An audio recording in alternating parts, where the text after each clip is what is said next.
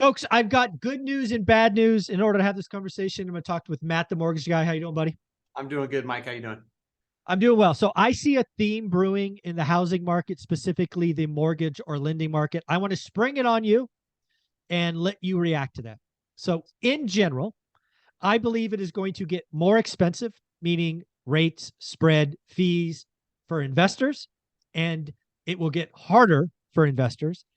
And conversely, it will get easier and cheaper for first-time home buyers. I think that will be the trend for 2023. What say you? I say that you're spot on.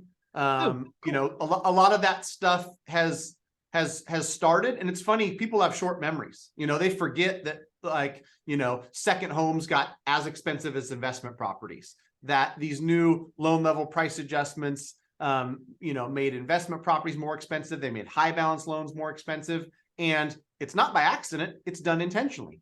First time home buyers, low to moderate income buyers. That is the goal of the administration, is to make it a little bit easier for them, because now more than ever, it's hard for them. And there's no sugarcoating that. And so to your point, there's going to be stuff that happens. Lower mortgage insurance premium for FHA just went into effect. And so now FHA loans are more affordable for those first-time home buyers that utilize FHA.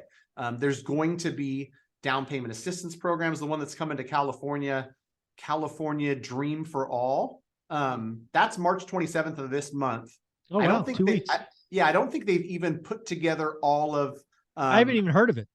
Well, here's what I'm going to tell your audience. Please follow Matt the Mortgage Guy on YouTube.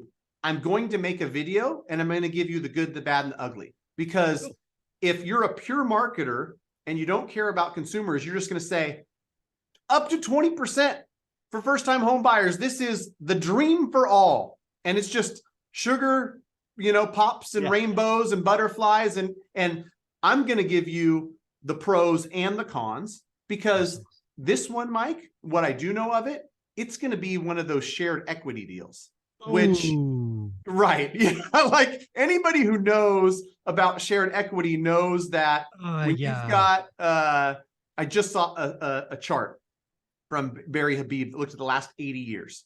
73 out of those 80 years, home prices have appreciated. And so whatever you think homes will do this year or next year, over the long term, homes are going to go up.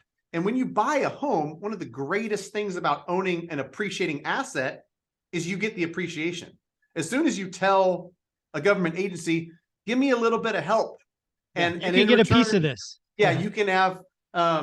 So I'm not going to knock it yet. I'm going to wait for all the information to come out. I'm going to interview somebody from CaliHFA and talk through, because it's going to be like a lot of these programs.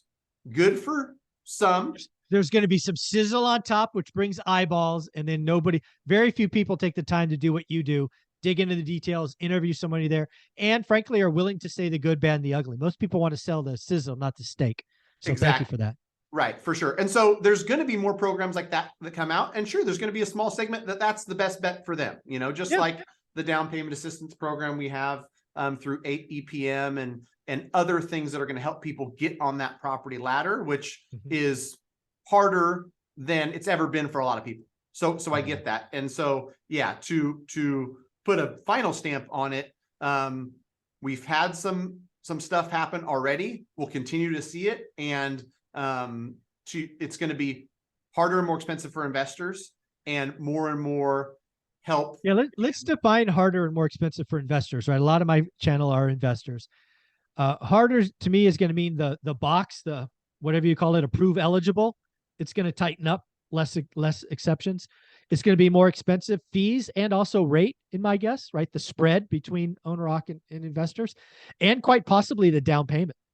Oh, for sure. And that stuff has happened, it happened first in the non-QM space, where you used to be able to put, 15% down on a duplex and qualify on debt service. And then a lot of lenders said, nope, we want 20 now. Then some lenders said, well, we actually want 25.